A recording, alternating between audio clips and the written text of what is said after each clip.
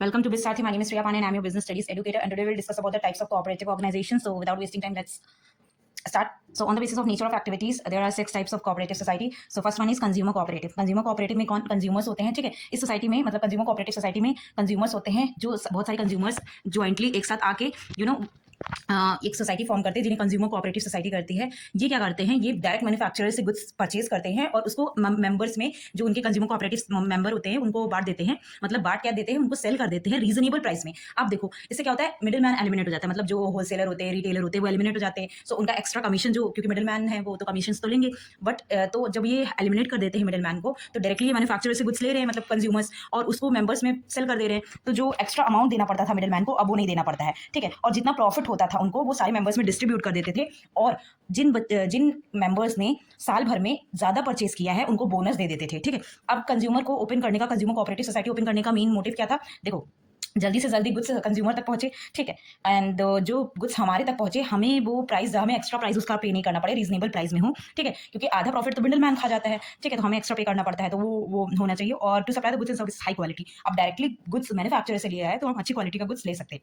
Second one is producers cooperative society. Producers cooperative society जिसमें small producers होते हैं, ठीक है। उसमें दो टाइप्स के होते हैं, जनरली दो टाइप्स के प्रोड्यूसर्स होते हैं कोऑपरेटिव में, मतलब प्रोड्यूसर्स कोऑपरेटिव सोसाइटी में। एक जो होता है वो डायरेक्टली रॉ मटेरियल इनपुट्स और मशीनरीज लेता है जो प्रोड्यूसर्स को देता है, ठीक है, जो प्रोडक्शन। सो सेकंड वाला क्या करता है, फर्स्ट वाला क्या होता है, रॉ मटेरियल खरीदता है, ठीक है, इनपुट्स खरीदता है जिससे गुड्स मैन्युफैक्चर होगा, ठीक है। वो प्रोडक्शन मतलब वो मैन्युफैक्चरर को देता है, प्रोड्यूसर्स को देता है ताकि वो गुड्स प्रोड्यूस कर सके, मतलब रॉ मटेरियल को फिनिश गुड्स में चेंज कर सके। दूसरा वाला क्या करता है, प्रोड्यूसर्स ने जो गुड्स बनाए हैं उनको वो बेचता है, ठीक है। सो दो टाइप के प्रोड्यूसर होते हैं कोऑपरेटिव सोसाइटी में, ठीक है। अब जो the profit of the producers cooperative, अब जो इनका प्रॉफिट होता है वो उसको डिस्ट्रीब्यूट कर दिया जाता है प्रोपोर्शन में कि जिसने जितना गुड्स सेल किया है, ठीक है, उसके हिसाब से मेंबर्स में उनको प्रॉफिट का डिस्ट्रीब्यूशन हो जाता है। अब कोऑपरेटिव प्रोड्यूसर्स कोऑपरेटिव सोसाइटी खोलने का क्या मेन मकसद है, ताकि इजीली रॉ मटेरियल सप्लाई कर सके, ठीक है, रीजनेबल प्राइस पे, ठीक है। To provide latest machinery, latest मतलब जो नई नई मशीनरी, अब देखो मॉडर्न इकोनॉमी जो है, मॉडर्न बिजनेस है, वो ग्रो कर रहा है, तो लेटेस्ट मशीनरी प्रोवाइड करें, नई technology. And third one is smooth distribution हो गुड्स का एंड सर्विसेज का। And fourth one is help the producers to concentrate their attention on the production. और प्रोड्यूसर्स, ताकि प्रोड्यूसर्स, अब देखो प्रोड्यूसर्स को उनका मेन काम क्या करता है, गुड्स का प्रोडक्शन करना। वो रॉ मटेरियल भी खरीद के लाएंगे तो उनके ऊपर एक्स्ट्रा स्ट्रेस होगा, फिर उनको बेचने जाना पड़ेगा, तो इससे उनको हेल्प मिल जाती है ताकि वो अपना काम मेन फोकस क्या करें, गुड्स को प्रोड्यूस करने में ही। कोऑपरेटिव मार्केटिंग सोसाइटी बना है स्मॉल प्रोड्यूसर्स के लिए जो गुड्स तो बना लेते हैं, बट उनका एक्चुअली क्या करते हैं, मिडिल मैन उनका एक्सप्लॉयटेशन करते हैं, मतलब उनसे एक्स्ट्रा कमीशन चार्ज करते हैं और कंज्यूमर को तब वो गुड्स बेचते हैं, तो उनको उनके गुड्स का फेयर प्राइस नहीं मिल पाता है। तो इसी वजह से एक सोसाइटी फॉर्म हुई है। इसमें क्या होता है, जो स्मॉल प्रोड्यूसर्स होते हैं या फार्मर्स होते हैं जिनको अपने गुड्स को बेचने में तकलीफ होती है, मतलब उनको वो गुड्स तो बेचते हैं बट उनको उसका गुड्स का प्राइस नहीं मिलता अच्छा, ठीक है। तो ये क्या करते हैं, बेसिकली ये सारे प्रोड्यूसर्स को एक साथ लाके उनके गुड्स को सेल करते हैं, मार्केट प्रोवाइड करते हैं और गुड्स का सही दाम दिलवाते हैं, ठीक है।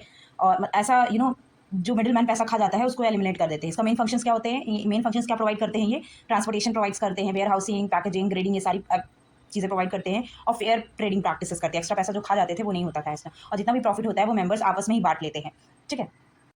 So next one is cooperative credit society. देखो जो गरीब लोग हैं उनको इजीली लोन तो मिलता नहीं है, उनके पास इतना कोलैटरल नहीं होता है, तो बैंक से उनको इजीली लोन नहीं मिलता है। तो कोऑपरेटिव क्रेडिट सोसाइटी इसी वजह से फॉर्म किया गया है कि फाइनेंशियल रिलेटेड इशू होगा किसी को तो वो लोन प्रोवाइड कर सके लोअर रेट ऑफ इंटरेस्ट, क्योंकि गांव के लोगों में उनके पास इतना सब कुछ नहीं होता है लोन लेने के लिए, बैंक उनको हाई रेट पे इंटरेस्ट देती है तो वो नहीं अफोर्ड कर पाते हैं, ठीक है। तो मेन फीचर्स इससे क्या होता है, जो मेंबर होते हैं वो अपनी सेविंग्स, सारे मेंबर्स अपनी सेविंग्स इकट्ठा करके मनी पैसा लगाते हैं और वो पैसा उन लोगों को देते हैं, उन मेंबर को देते हैं जिनको जरूरत होती है, और बहुत कम ही रेट ऑफ इंटरेस्ट के लिए। बेसिकली ये जो कोऑपरेटिव क्रेडिट सोसाइटी है ना, ये गाँव में बहुत ज़्यादा चलता है, ठीक है। और जो अर्बन बैंक्स हैं, सिटीज़ में अर्बन बैंक्स के नाम से ये चलता है, ठीक है। अब इसका मेन ऑब्जेक्टिव क्या होता है कि जो मेंबर्स हैं, ठीक है, उनको मनी लैंडर से प्रोटेक्ट करके रखना, क्योंकि मनी लैंडर्स होते हैं वो गांव में देखते हैं, मनी लैंडर्स होते हैं जो लोन प्रोवाइड करते हैं बट वो rate of interest high charge करते हैं, तो उनको इससे प्रोटेक्ट करने के लिए बनाया गया है और इजीली लोन प्रोवाइड करने के लिए बना है ये कोऑपरेटिव क्रेडिट सोसाइटी, ताकि लोअर रेट ऑफ इंटरेस्ट पे इजीली लोन हो। और हम लोगों की भी, खुद की भी, और इससे एक और हैबिट आपकी होगी सेविंग करने की, क्योंकि हम लोग कोऑपरेटिव सोसाइटी में तभी तो पैसा, जब हम सेव करेंगे तभी तो पैसा लगा पाएंगे ना। So that is all about the cooperative credit society.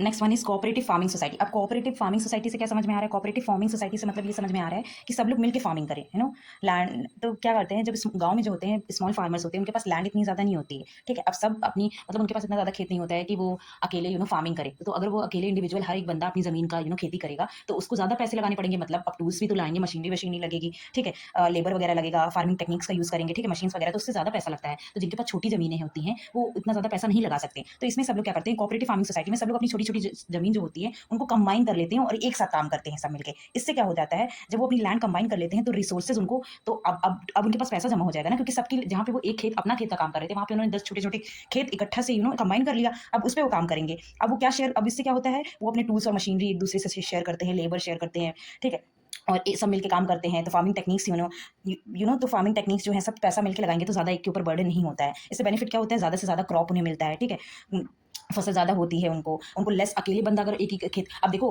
अब एक खेत हो या 10 खेत हो, अगर क्रॉप मतलब अगर फसल उगानी है तो आपको उतनी मेहनत जितनी एक खेत पे मेहनत लगेगी उतनी सब अगर इंडिविजुअल करेंगे तो सब ज़्यादा पैसा लगेगा ना, सब अपने अपने खेत पे मेहनत करेंगे। तो अगर सब एक साथ मिलकर करें तो सब सब पैसा कंट्रीब्यूट करेंगे तो एक के ऊपर ज़्यादा बर्डन भी नहीं आएगा। तो ठीक है, कम पैसा लगता था, ज़्यादा से ज़्यादा प्रॉफिट अर्न होता है। और ये team spirit, they work in team spirit, तो उसका भी फायदा होता है। इससे क्या होता है, जो स्मॉल फार्मर्स रहते हैं उनको बेनिफिट मिल जाता है। तो ज़्यादा पैसा लगा नहीं पा रहे तो अच्छी क्वालिटी का सीड्स यूज़ करते हैं, फर्टिलाइजर्स और इरिगेशन और मॉडर्न टेक्निक्स का यूज़ करते हैं, ठीक है।